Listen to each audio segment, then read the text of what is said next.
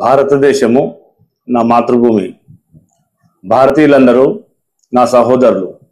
అందుకే నా సోదరులందరికీ మీ సహోదరుడు, తోటి సామాన్య భారత పౌరునిగా మీతో మాట్లాడాలనుకుంటున్నాను. మొత్తం ఇంటేనే మీకు అర్థమవుతుంది. మధ్యనే బంద్ చేసి ఇవేం మాటలు అనుకుంటే విషయం అర్థం కాదు. దయచేసి ఈ వీడియోని పూర్తిగా వీక్షించాలని నా సహోదరులందరినీ కోరుతా ఉన్నాను. ఓ సాధారణ పౌరునిగా ఆలోచించినప్పుడు నాకు 2-3 విషయాలు నా దృష్టికి వచ్చాయి. నా పేరు కిషోర్. మా సొంత గ్రామం మార్చాల, కల్వకుర్తి మండలం, నాగర్ కర్నూలు జిల్లా.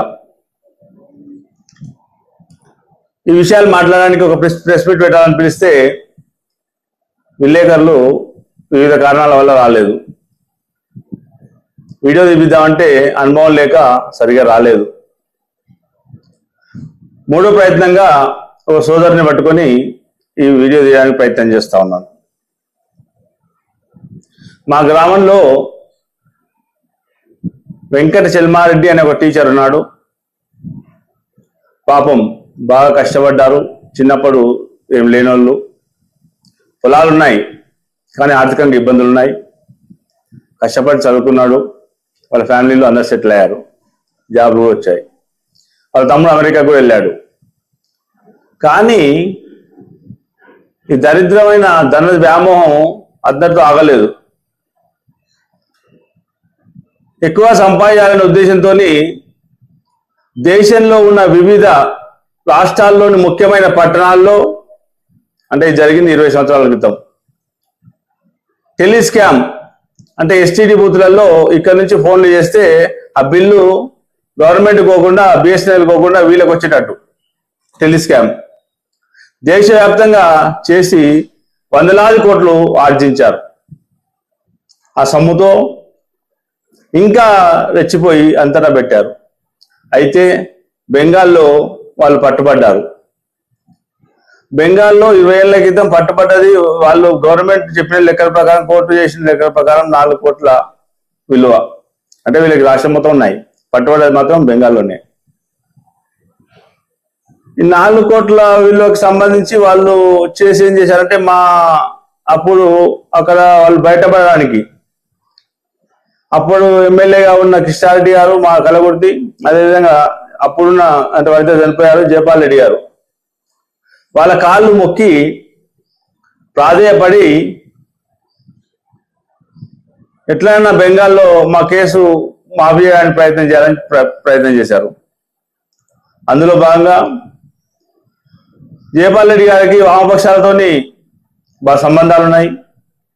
కాబట్టి ఇక్కడ హైదరాబాద్ లో ఉన్న నాయకులని బ్రతిమలాడి బ్రాహ్మణి మీరేం చేయొద్దా, ఆయన కంటే ఒక అడ్వకేట్ మాత్రం మాట్లాడండి అని చెప్పారు.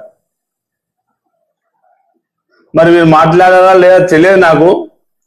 ఆ విషయం మా ఎమ్మెల్యే కృష్ణారెడ్డి గారు వాళ్ళ ఇంటికి వెళ్ళినప్పుడు, అయ్యా సిపిఎం పార్టీ వాళ్ళు మాకు కలకత్తాలో బాగా సహకారం చేశారని చెప్పారు.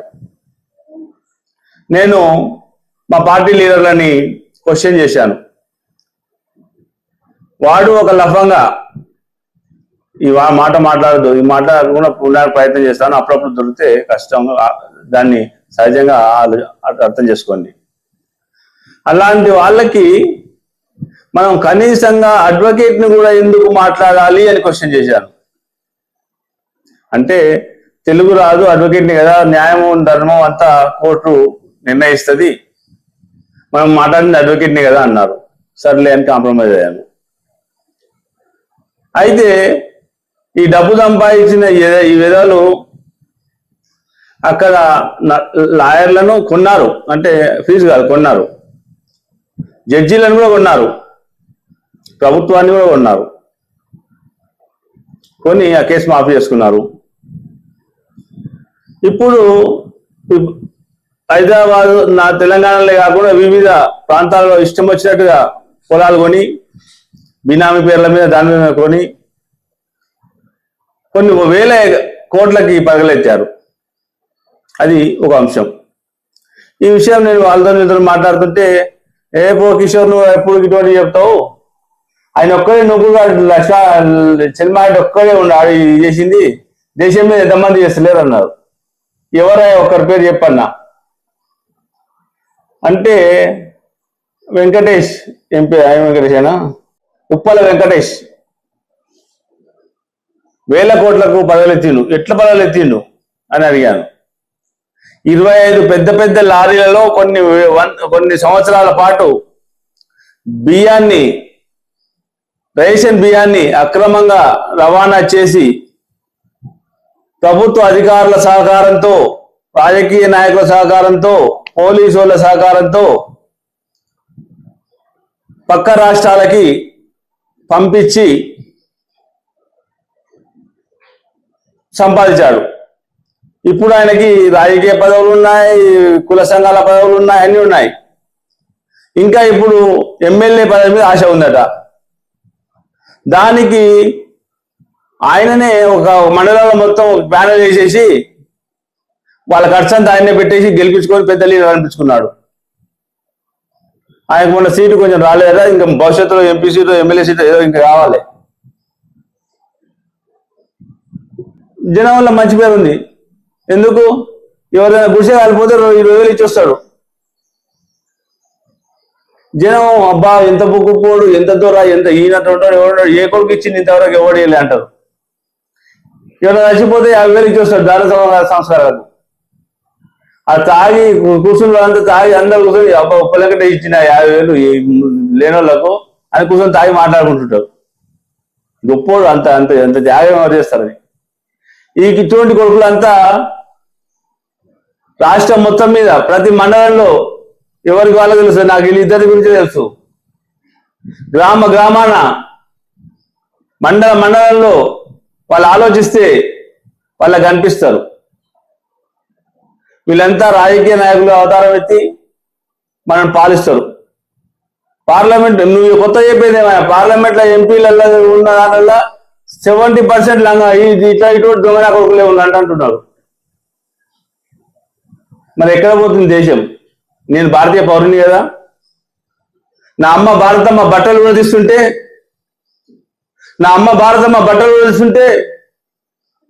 సహించలేక ఈ వీడియో ఇస్తున్నాను.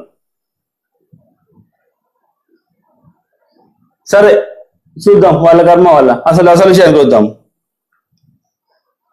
ఇదంతా ఈ సైన్యం అంతా ఒకవైపు ఉంది. ఇంకోవైపు ఓ పూట తినక తమ జీవితాలను త్యాగం చేసి వాళ్ళ పిల్లలు చదివించుకోవడానికి కూడా సరైన చదువులు తిన్నా కూడా పోటీ ప్రపంచంలో చదివించుకోని పరిస్థితి ఉన్నా కూడా ప్రతిరోజు ఇబ్బంది పడుతూ కార్మిక కర్షక రైతుల బాగు కొరకు జెండాలు పట్టుకొని రోడ్ల మీద తిరిగే సైన్యం ఒకవైపు ఉంది. మరి ఎవరు కావాలి దేశానికి?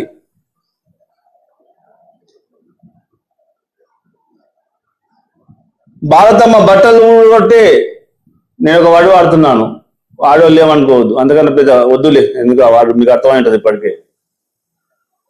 ఆ కొడుకులు వైపా భారతమ్మ సంఖ్యలను తెంపడానికి పూనుకున్న భగత్ సింగ్ వారసుల వైపా, అదే ఎర్రనల వైపా తెలుసుకోండి. ఓట్ల ద్వారానే కాదు మాట ద్వారా, ఆలోచన ద్వారా అన్ని రకాలుగా ఎటువైపు ఉంటారో తెలుసుకోండి. మీరు ఓట్లు వేయకున్నా ఎర్రనలు పని ఆపరు. అంటే ఓట్లు వేయదని కాదు నేను చెప్పేది, ఏం చేయాలో మీరు నిర్ణయించుకోని. ఈ ప్రకటన నేను నా ప్రాణాలను పణంగా పెట్టి చేస్తున్నాను. ఎందుకంటే మా దేహం ముక్కలైనా దేశాన్ని ముక్కలు కానీయమన్న నినాదానికి వారసులం కాబట్టి. ఈ వీడియో మీకు నచ్చితే లైక్ చేయండి, షేర్ చేయండి, మా ఛానల్ ని సబ్స్క్రైబ్ చేయండి.